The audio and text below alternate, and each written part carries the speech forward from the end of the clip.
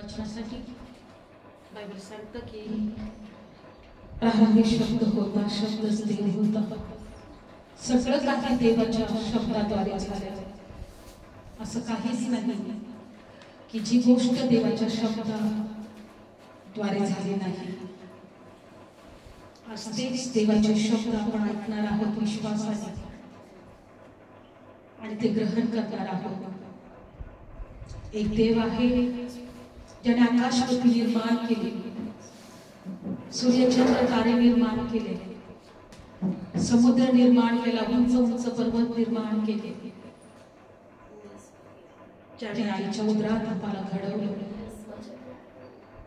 त्या देवाने आम्हाला ह्या जगातून निवडलेलं आहे. कारण बायबल सांगतं देव आत्मा आहे आणि त्याची भक्ती आत्म्याने खरेपणात केली जाते. खरोखर आजचा दिवस प्रभूने निवडलेला होता. ही वेळ, हे क्षण प्रभूने निवडलेली आहे. काल प्रभूने माझ्याशी बोलला की काही लोकांना प्रभूने मोहरा दिल्या, काहींना 5 मोहरा दिल्या, काहींना 10 दिल्या, काहींना 2 दिल्या. बायबलमध्ये दिलेला आहे. ज्याला कमी मिळाल्या होत्या प्रभूने सांगितलं का त्या मोहरावर तू व्यापार कर. पण ज्याला कमी मिळाल्या होत्या त्याने आपल्या मोहरा जमिनीत काढून ठेवल्या. पण जेव्हा प्रभू आला आणि प्रभूने त्याला म्हटलं की मी तुला मोहरा ज्या दिल्या होत्या, जी रक्कम दिली होती त्याच्यावर व्यापार करण्यासाठी दिला होता, पण तू काय केलं? ज्याला 10 मोहरा मिळाल्या होत्या तो 10 राज्यावर अधिकारी झाला. ज्याला 5 मिळाल्या होत्या तो 5 राज्यावर अधिकारी झाला. पण ज्याला 2 मिळाल्या होत्या त्याने काहीच केलं नाही. तो प्रभू जेव्हा त्याच्याकडे आला तो म्हटला, तू ह्या मोहरा का लपवून ठेवला? किंवा तू त्याच्यासाठी तू त्याचा व्यापार का केला नाही? त्या तू वाढवला का नाही? तो म्हटला, प्रभू मला तुझी भीती होती, कारण जिथे तू पेरत नाही तिथे तू कापणी करायला बघतोस. तो म्हटला, अरे आळशी दासा, अविश्वासू आणि आळशी दासा, तू काहीही केलं नाही म्हणून शेवटी तुला काहीच मिळणार नाही. आज आपल्याकडे प्रभूच्या वचनाद्वारे आपल्याला एकच म्हटलेलं आहे, थोडक्यात विश्वास तुला अजून देण्यात येईल. प्रभू तुझ्या खरोखर या वचनावर आम्ही धन्यवाद देतो, तुझे उपकार मानतो. आम्हाला विश्वासात राहायला शिकव. आम्ही ते थोडे आहोत पण हे तू निवडलेले आहे, तू एकत्र केलेले आहे.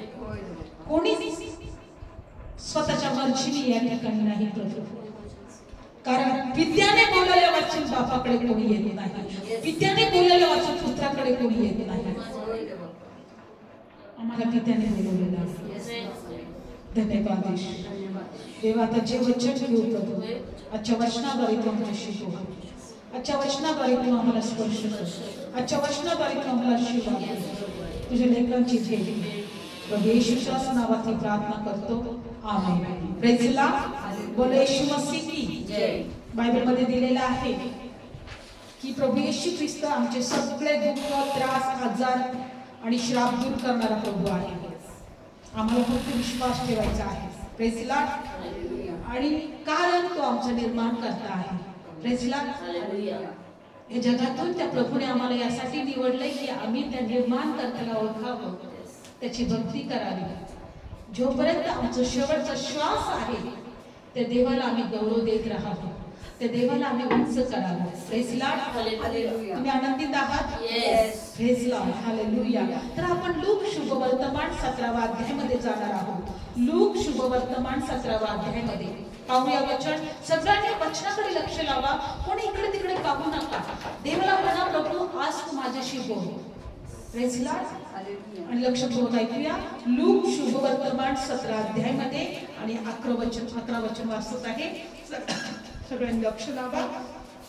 आणि असे झाले की ते यरूशलेमकडे जात असता तो शोम्रोन आणि गालिल यांच्यामधून जात होता. बघा बायबल सांगतं ते यरुशलेमकडे जात असतात. तो शोम्रोन आणि गालिल यांच्यामधून जात होता. 12 वचन. तो एका गावात जात असता 10 कुष्ठरोगी मनुष्य त्याला भेटले आणि ते दूर उभे राहिले आणि ते मोठ्याने म्हणाले, हे गुरु येशू, आमच्यावर दया कर. आणि त्याला पाहून तो त्यांना म्हणाला, तुम्ही जाऊन आपणास याजकांना दाखवा. आणि असे झाले की ते जात असता ते निर्मळ केले गेले आणि त्यांच्यातील एक जण आपण बरा झालो आहोत असे पाहून मोठ्याने देवाचे गौरव करीत माघारी आला. आणि तो त्याचे उपकार मानित त्याच्या पायावर जवळ उघडा पडला. तो तर शोम्रोनी होता. तेव्हा येशूने उत्तर देऊन म्हटले, 10 जण निर्मळ केले गेले नाहीत काय, तर ते 9 जण कुठे आहेत?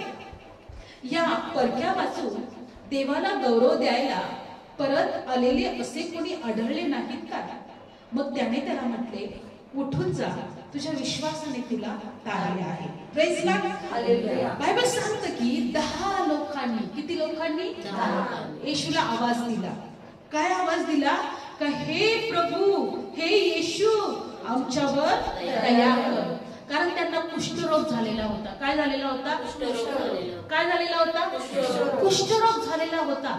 आणि बायबल मध्ये दिलेला आहे की कुष्ठरोग माहितीये, आता तो कुष्ठरोग नाहीये, पण जर तुम्ही माहिती काढली कुष्ठरोगाबद्दल,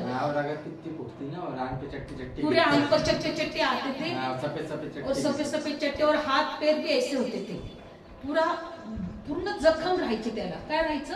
जखम राहायचे. आणि त्याच्या अंगातून असं लस वगैरे किंवा श्राव निघायचा, पू निघायचा पूर्ण अंगावरून. त्याचे हातपाय पण असे वाकडे व्हायचे. तुम्हाला माहितीये की कुष्ठरोग झालेला माणूस कधीही त्याच्या परिवारामध्ये राहत नव्हता, कारण त्याला तशी राहण्याची परवानगी नव्हती. त्याच्या नगरात पण तो राहत नव्हता.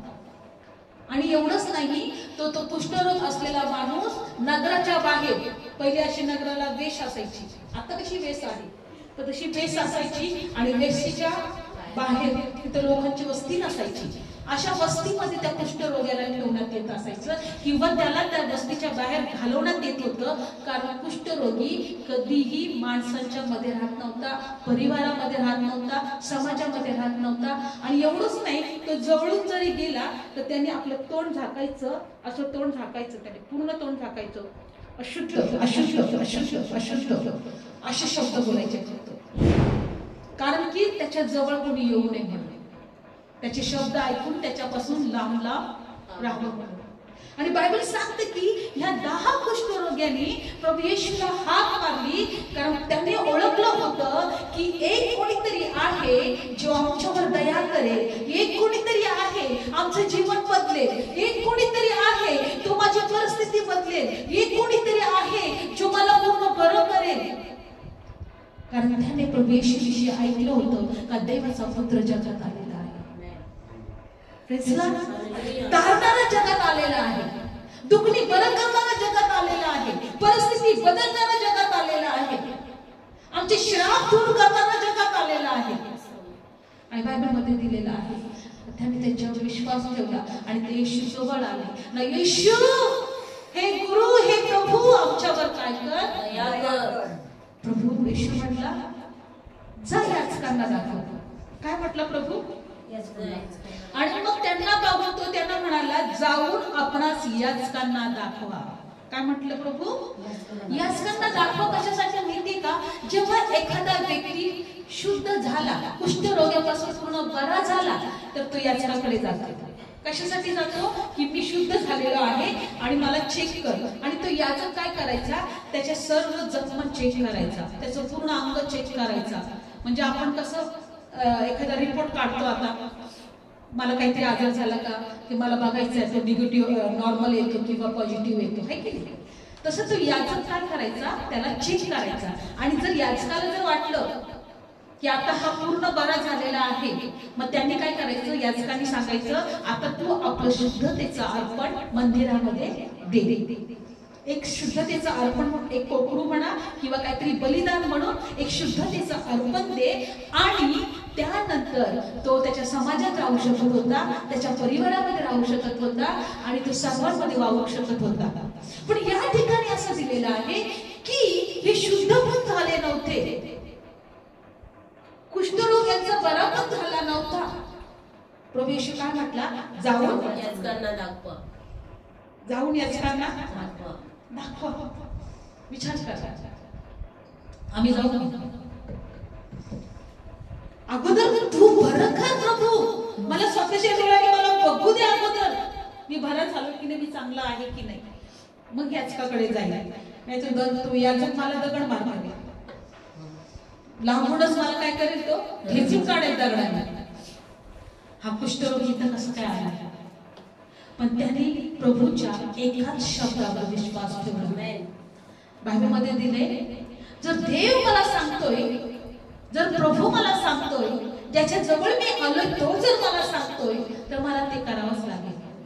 मी माझ्या परिस्थितीकडे बघणार नाही, मी माझ्या जखमाकडे बघणार नाही, मी माझ्या आजाराकडे बघणार नाही. माझ्या प्रभू जर म्हटलंय ना, तू बरा झालेला आहे, मी विश्वास ठेवतो. Praise Lord. मी काय ठेवी, विश्वास. आणि बायबलमध्ये दिले की पुढच्या वचनामध्ये असं दिलेलं आहे, आणि ते वाटेत जाता जाता 14 वचन, आणि त्यांना पाहून तो त्यांना म्हणाला, तुम्ही जाऊन याचकांना दाखवा. आणि असे झाले की ते जात असता ते निर्मल केले गेले. त्यांच्या विश्वासाने त्यांना निर्मळ केले. 10 जण होते. किती जण? 10 जण होते. ते एकमेकांना म्हटले असतील, अरे कसं काय याचकांकडे जायचं, आपण तर बरे पण गेलो नाही अजून. एक जण म्हटलं असेल, चल बघू तर खरं, म्हटलंय ना प्रभू जाऊन दाखवू याचकाला. तो बोललाय ना, तर जाऊ, चला बरं. आणि 10 जण जाता जाता, वाटेत जाता जाता ते चालले होते. आपल्या आजाराकडे बघत असतील, आपल्या दुखण्याकडे बघत असतील, आपल्या कुष्ठरोगाकडे बघत असतील, आणि जात असतील. विश्वास पण होता त्यांना. इतकं त्यांच्या डोक्यात विचार येत असतील, त्यांचा देह त्यांना सांगत असेल, त्यांना बुद्धी त्यांना सांगत असेल, मागे फिरा. पण ते त्यांना आम्हाला जायचंच. ते म्हणत असेल, नाही, अरे तिकडं बघा तुम्ही, एकमेकांना म्हणत असेल, अरे आपण बरं नाही झालो, चला आपण परत मागे फिरा, परत नगराच्या बाहेर जाऊ. काय उपयोगी, तिथे गेल्यानंतर काही पण घडू शकतो. पण त्यांनी एक शब्द प्रभूचा ऐकला होता, जाऊन याचकांना दाखवा, जाऊन याचकांना दाखवा. आणि वाटेत जाता जाता जाता ते निर्मळ केले गेले. सगळ्यात महत्वाचं वचन हे आहे की 10 जण प्रभू येशूकडे आले, 10 जण निर्मळ केले गेले, पण त्याच्यातला फक्त एक जण कुठे गेला, प्रभू येशूकडे परत गेला. तर याचकाकडे नाही गेला, तूच माझा याचक आहेस, त्याने ओळखलं होतं. तो म्हटला, आणि बायबल सांगते की तो प्रभूकडे गेला आणि काय म्हटलं बघा, आणि 16 वचन आणि 15, आणि त्यांच्यातील एक जण आपण बरा झालो असे पाहून मोठ्याने देवाचा गौरव करीत माघारी आला, आणि तो त्याचे उपकार आणि त्याच्या पायाजवळ आडवा पडला. तो तर शोभरोनी होता, इस्रायल पैकी नव्हता, तो दुसऱ्या राष्ट्राचा होता. बायबल सांगतं की तो त्यांच्यातील एक जण बरा झाले पाहून देवाचा गौरव करीत. कुणाचं गौरव करीत? देवाचं गौरव करीत तो माघारी आला, आणि तो देवाच्या पायावर उघडा पडला. कुणाच्या पायावर उघडा पडला? देवाच्या पायावर. देवाच्या पायावर उघडा पडला. त्याला माहित होतं, मी बरा झालोय, पण मला बरा करणाऱ्या जवळ जायचं आहे. माझा श्राप दूर करणाऱ्या जवळ मला जायचं आहे. मला माझ्या परिस्थिती बदलणाऱ्याकडे मला जायचं आहे. मला त्याचे उपकार मानायचे आहे. मला त्याच्या पायाजवळ बसायचं आहे. लक्षपूर्वक आहे का? आज कित्येक लोक चमत्कारासाठी येशूकडे येतात. फक्त प्रार्थना करा, आमचे आजार बरे झाले पाहिजे. प्रार्थना करा, आमची परिस्थिती बदलली पाहिजे. प्रार्थना करा, आमच्या जीवनामध्ये देवाने आशीर्वाद दिले पाहिजे. पण देवाचं गौरव करायला ते परत येत नाही. देवाच्या पायाजवळ उघडं पडायला ते परत येत नाही. प्रभू येशू काय म्हटलं त्याला, अरे 10 जण बरे केले गेले ना, ते 9 जण कुठे आहेत? काय म्हटलं प्रभू बघा 16 वचनामध्ये, मग तो त्याचे उपकार मानी त्याच्या पायजवळ पडला, तो शंभरोणी होता 17. तेव्हा येशूने उत्तर देऊन म्हटले, 10 जण निर्माण केले गेले नाहीत तर 9 जण कोठे आहेत? 10 जण तुम्ही कुष्ठरोगापासून बरे झाले, मग 9 जण कुठे आहेत? एकच कसं काही प्रभू येशू जवळ आलाय? आज अशा जगामध्ये कित्येक लोक बरे केले गेले असतील, कित्येकांची परिस्थिती बदललेली असेल, कित्येकांना आशीर्वाद देवाने दिला असेल, कित्येकांच्या प्रार्थना देवाने ऐकल्या असतील, पण देवाच्या पायाजवळ येणारे खूप कमी आहे. देवाचे उपकार मानणारे खूप कमी आहे. देवाचा गौरव करणारे खूप कमी आहे. देवाने आम्हाला यासाठीच निवडले, यासाठीच आमच्या जीवनामध्ये कार्य केले, यासाठीच आमच्या प्रार्थना ऐकल्या, यासाठीच आमचं जीवन बदललंय, यासाठीच आम्हाला आशीर्वाद दिलाय की आम्ही देवाच्या पायाजवळ यावं आणि त्याचा गौरव करावा. काल खूप छान सुंदर प्रेमाने म्हटलं, तुम्ही यासाठी बायबल वाचत आता का तुम्हाला स्टेटस ठेवायचे आहे, तुम्हाला कोणाला काहीतरी वचन दाखवायचे आहे. तुम्ही यासाठी स्टेटस ठेवू नका का तुम्हाला असं दाखवायचं का मी किती ज्ञानी आहे. तुम्ही यासाठी स्टेटस ठेवा, यासाठी बायबल वाचा. यासाठी बायबल वाचू नका का स्टेटस ठेवायचे आहे, कुणाला तरी वचन दाखवायचे आहे, कुणाला तरी वचनातून काहीतरी तुम्हाला बोध करायचा आहे. पण तुम्ही यासाठी बायबल वाचा, तुम्हाला देवाला शोधायचं आहे, तुम्हाला देवाला ओळखायचं आहे, तुम्हाला देवाला जाणून घ्यायचं आहे. किती महत्वाची गोष्ट आहे. आज आम्हाला ह्या लोकांना सांगायला आवडेल की चमत्कार तुमच्या जीवनात आज होतील, उद्या नाही होणार, पण देवाच्या जवळ यायचं सोडू नका, देवाला ओळखायचं सोडू नका, देवाविषयी ज्ञान करून घेण्याचं सोडू नका, कारण की तोच आमचा आश्रय आहे, तोच आमचं राहण्याचं ठिकाण आहे. एक वचन काढूया आपण. 9वा अध्याय स्तोत्र संहिता याच्यामध्ये बायबल मध्ये दिलेला आहे. स्तोत्र संहिता 9वा अध्यायामध्ये वचन काढूया. थँक्यू सगळ्यांनी, तुम्ही प्रार्थना केली, नाही तर मी उभं राहण्यासाठी सारखे पण नव्हते आणि तुमच्या प्रार्थनेद्वारे प्रभूने मला उभं केलं. स्तोत्र संहिता 9वा अध्यायामध्ये आणि पहिलं वचन, हे प्रभू पिढ्यानपिढ्या तू आमचे राहण्याचं ठिकाण असंच आलं आहेस. Praise Lord. आमचं राहण्याचं ठिकाण कोण आहे?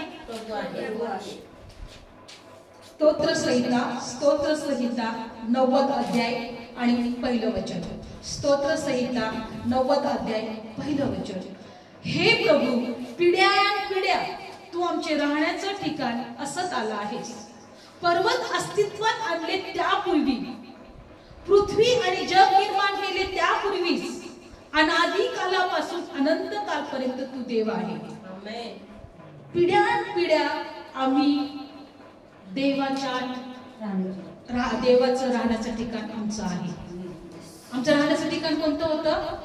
आम्ही देवापासून आलो, आमचं राहण्याचं ठिकाण काय आहे? देव आहे. आणि बायबल सांगतं की पर्वत अस्तित्वात आणण्यापूर्वी, जग निर्माण करण्यापूर्वी, पृथ्वी निर्माण करण्यापूर्वी, अनादी कालापासून अनंत कालापर्यंत तूच आमचा देव आहे. तिसरं वचन, तू मनुष्याची परत धूळ करतोस आणि म्हणतोस, अहो मनुष्याच्या संतानांनो तुम्ही परत या, तुम्ही माझ्याकडे परत या.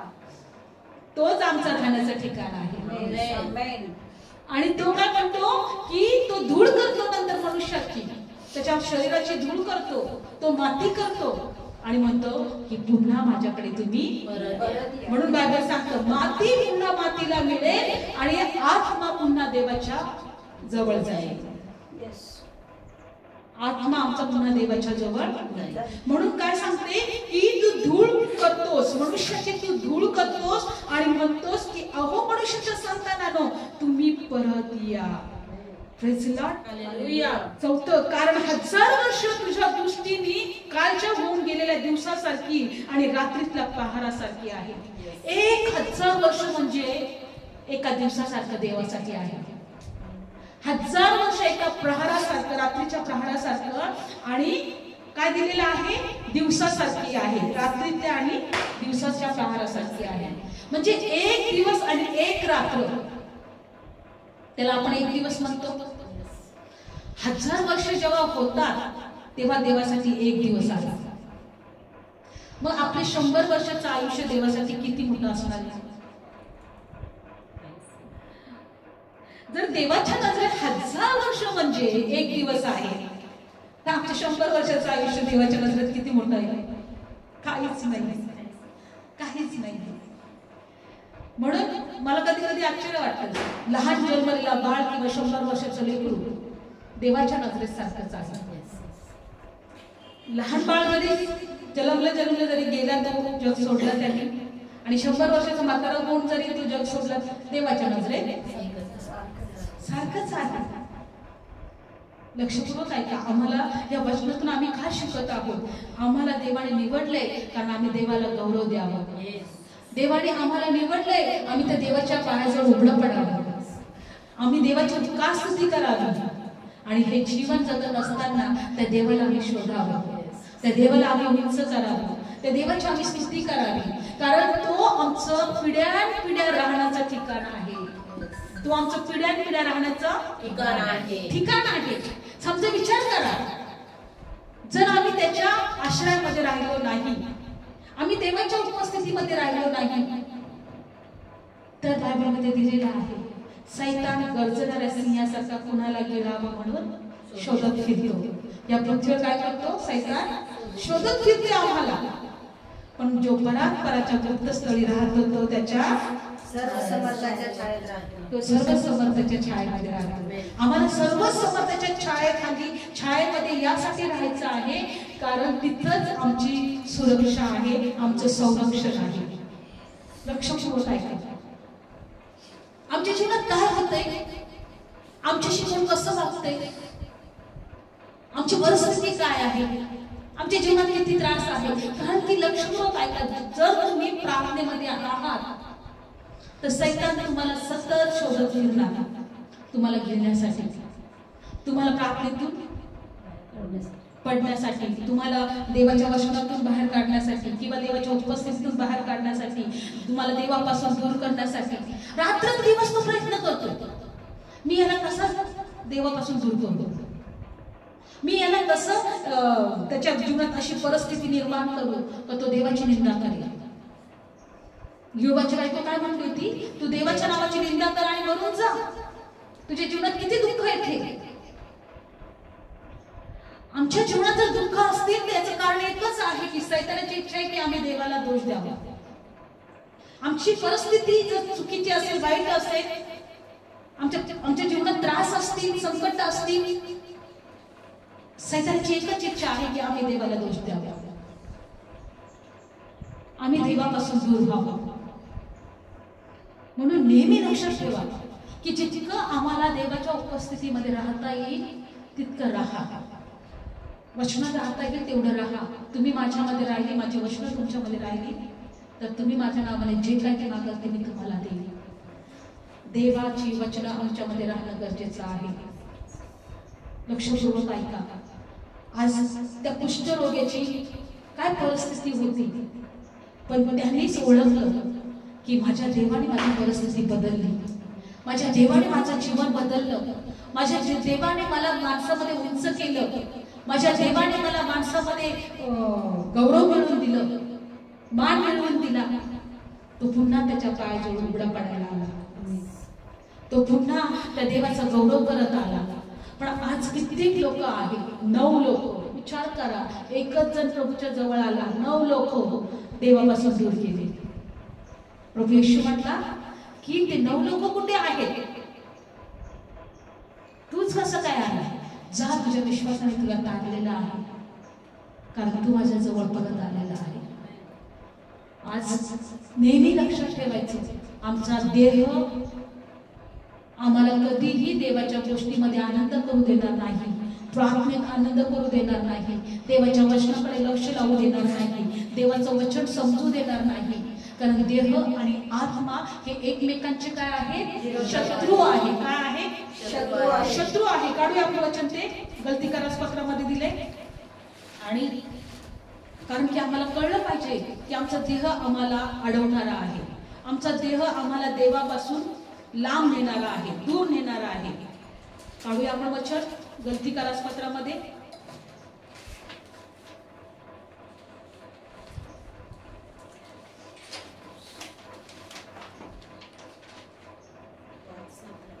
5वा अध्याय 16 वचन, मी सांगतो की आत्म्याने चाला, म्हणजे तुम्ही देहाची इच्छा पूर्ण करणारच नाही. कशाने चालायचं आहे? आत्म्याने चालायचं आहे. कारण देह आत्म्याविरुद्ध इच्छा करतो आणि आत्मा देहाच्या विरुद्ध इच्छा करतो आणि ते परस्पर विरुद्ध आहे. यासाठीही जे काही तुम्ही इच्छिता ते तुम्ही करू नये. परंतु जर तुम्ही आत्म्याने चाललेले आहात तर तुम्ही नियमशास्त्राच्या स्वाधीन नाही. गलतीकारक पत्र 5वा अध्याय आणि 16 वचन काय दिलेलं आहे की तुम्ही आत्म्याने चाला, म्हणजे देहाची इच्छा पूर्ण करणारच नाही. कारण देह आणि आत्मा ही परस्पर एकमेकांचे काय आहे? विरुद्ध आहे. आणि बायबलमध्ये दिले की ते परस्पर विरुद्ध आहेत. यासाठी की जे काही तुम्ही इच्छिता ते तुम्ही करू नये. जर तुम्हाला देवासाठी काहीतरी करायचे, प्रार्थना करायचे, वचन वाचायचं आहे, देवाच्या उपस्थितीमध्ये यायचं आहे, तर देह तुम्हाला आढळणार, कंटाळा आला, इच्छाच नाही जायची, इथंच बसून घ्यावा, टीव्ही बघत राहावा, काम करत राहावा. बायबल सांगते की देह कधीच आम्हाला देवाच्या उपस्थितीमध्ये येऊ देणार नाही. आणि यासाठी बायबलमध्ये दिले आम्ही जी इच्छा करतो ते करू नये. म्हणून बायबल सांगतं की तुम्ही आत्म्याने चाला, म्हणजे तुम्ही नियमशास्त्राच्या स्वाधीन नाही. नियमशास्त्र काय सांगते? जे कोणी नियमामध्ये नाही किंवा देवाचे नियम पाळत नाही तो श्रापित आहे. जो कोणी देवाच्या इच्छाप्रमाणे जगत नाही तो काय आहे? श्रापित आहे. पण बायबल इथे सांगते की जे आत्म्याने चालतात ते नियमशास्त्राचे स्वाधीन नाही. मग नियमशास्त्राचे स्वाधीन कोण आहे? देहप्रमाणे चालणारे. नियमशास्त्राचे स्वाधीन कोण आहे? देहाप्रमाणे. म्हणजे ज्यांना प्रार्थना नको आहे, ज्यांना देवाच्या उपस्थितीमध्ये राहायचं नाहीये, ज्यांना देवाला शोधायचं नाहीये, जे देवाच्या इच्छाप्रमाणे जगत नाहीये, ते देहिक आहे. आणि नियमशास्त्र बायबलमध्ये दिलेलं आहे, नियमशास्त्राप्रमाणे ती श्रापित आहे. म्हणून आज आम्हाला एकच गोष्ट करायचं आहे, आत्म्याने चालायचा प्रयत्न करायचा आहे. जर तुम्ही आत्म्याने प्रार्थना करा तर त्या प्रार्थनेचं उत्तर पण मिळेल. आत्म्याने भक्ती करा तर ती भक्ती पण आमची ऐकली जाईल. कारण माझे भक्त आत्म्यात आणि खऱ्या मनात भक्ती करतील. आणि बायबल सांगतं की ते आत्म्यात प्रार्थना पण करतील. तुम्ही आत्म्यात प्रार्थना करा आणि आत्म्यात देवाची भक्ती करा. लक्ष करून ऐका, बायबल मध्ये दिलेलं आहे आत्म्या. आज माझी इच्छा आहे का मोठं सामर्थ्य या ठिकाणी उतरावं, मोठं आगडी या ठिकाणी. जर रमाबाई पंडिताच्या वेळेस जर आगडी उतरू शकतो तर आता का नाही उतरू शकत? रमाबाई पंडिताचा अशा प्रकारे देवीचा प्रार्थनेचं उत्तर देऊ शकतो. दुष्काळामध्ये सर्व विहिरींना पाणी, लोक पाण्यासाठी वणवण फिरतात आणि ती अशी प्रार्थना करते का तिथे लगेच झरे, पाण्याचे झरे लागतात. अख्ख्या त्या केळगावला पाणी. आतापर्यंत ते लोकांना दुष्काळ अनुभवला नाही त्यांनी. आज रमाबाई पंडिताच्या वेळेचं कार्य आता का नाही होऊ शकत? ती प्रार्थना करायची आणि एवढं अग्नी उतरायचं, अक्षरशः पाणी ओढतावं लागलं त्यांना त्या अग्नी विझवण्यासाठी. एवढं मोठं सामर्थ्य देवाचं उतरलं. ही बायबलची गोष्ट नाही, ही साक्षात या जगातली, आपल्या महाराष्ट्रातली, केळगाव मधली गोष्ट आहे. पुण्याजवळच्या केळगावची गोष्ट आहे. केवढं मोठं देवाचं सामर्थ्य. आजही त्या सामर्थ्याचा देव अनुभव लोकांना देऊ शकतो. मला म्हणायचंय की माहित नाही आपलं आयुष्य फक्त थोडं छोटं आहे, देवाच्या नजरेत काहीच नाही, एका दिवसाच्या बाळासारखं पण नाही. म्हणून प्रभू काय म्हणतो की बाळांना तो परत धूळ करतो आणि म्हणतो तुम्ही परत माझ्याकडे या. आणि बायबल सांगतं की आम्ही परत त्याच्याकडे काय घेऊन जाणार आहे माहिती? आमचं सर्व देवासाठी केलेलं कार्य. नाही सोनं, नाही पैसा, नाही घर, काही इथं जे मिळवलं ते काहीच नाही. पण आम्ही काय प्रभूसाठी केले? आमच्याकडे देवाची वचनं किती आहे असं दिलेलं आहे त्या वचनामध्ये. आम्ही जाताना देवाकडे वचने घेऊन जाऊ, देवाचं कार्य घेऊन जाऊ, देवासाठी केलेल्या गोष्टी. कारण तेव्हाच तो आम्हाला बक्षीस देणार देव. तो म्हणे शाबास माझ्या विश्वासू दासा, तू ह्या सगळ्या गोष्टींवर अधिकार करायला योग्यतेचा आहे. तुला 10 राज्य देतो, परत त्याच्यावर देवाने आणले. तुला 5 राज्य देतो.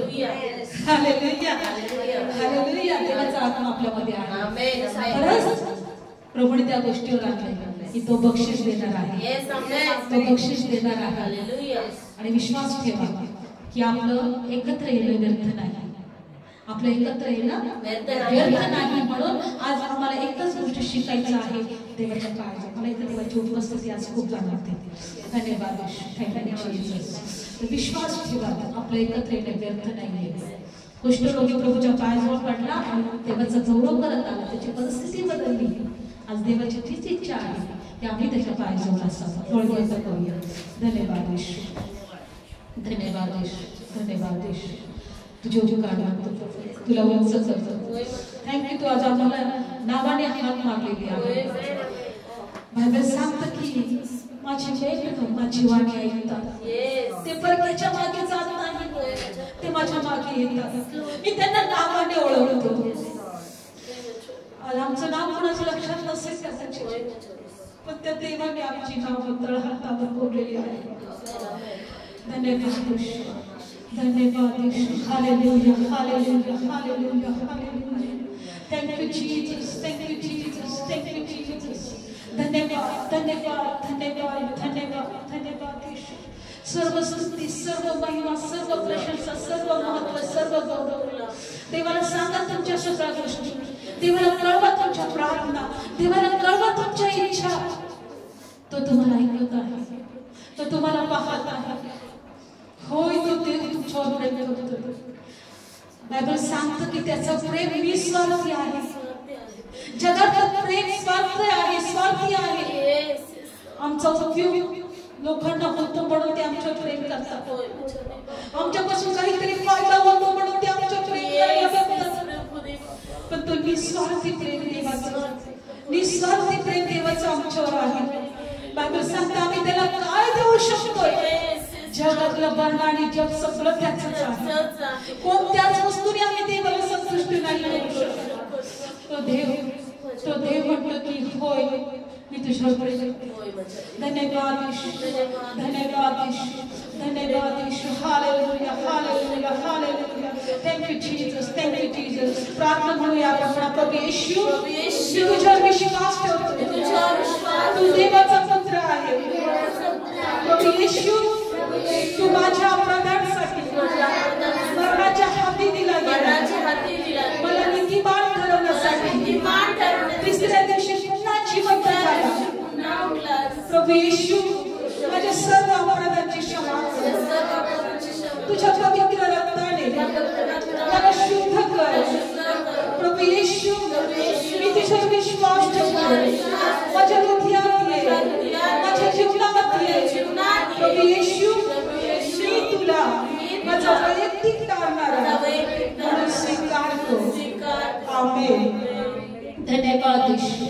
धन्यवाद येशू. धन्यवाद येशू. माझे से संभालती येशू ही वैसे संभालेगा. माझे से संभालती येशू ही वैसे संभालेगा. अंधियारे इस जग में वो तुझको कभी ना छोड़ेगा. तुझको कभी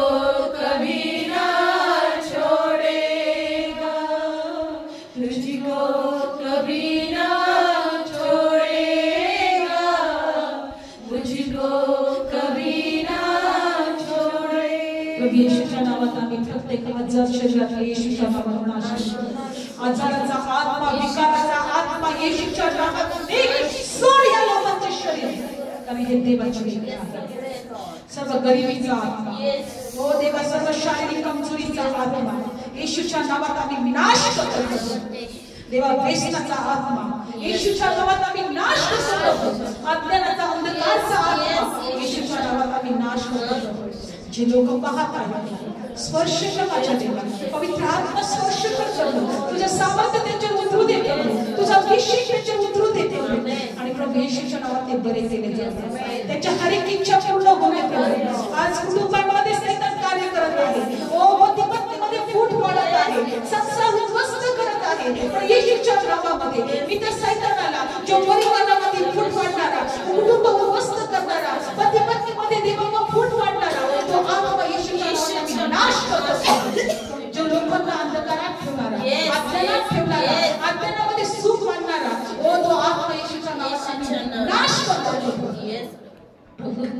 आज तुझ्या लेकरांना या वचनाद्वारे तुझं प्रेम करू दे, त्यांना मोकळीकता मिळू दे, हर एक श्राप त्यांचे तुटले जाऊ दे, हर एक बंधन तुटले जाऊ दे येशूच्या नावामध्ये। देवबापाचे रडत आहे त्यांच्या अश्रुसुवाच्या, जे आजारामध्ये व दुखण्यामध्ये बिछाण्यात पडलेले आहेत, येशूच्या नावात उठले जा, प्रभू येशूच्या नावात मोकळे जा।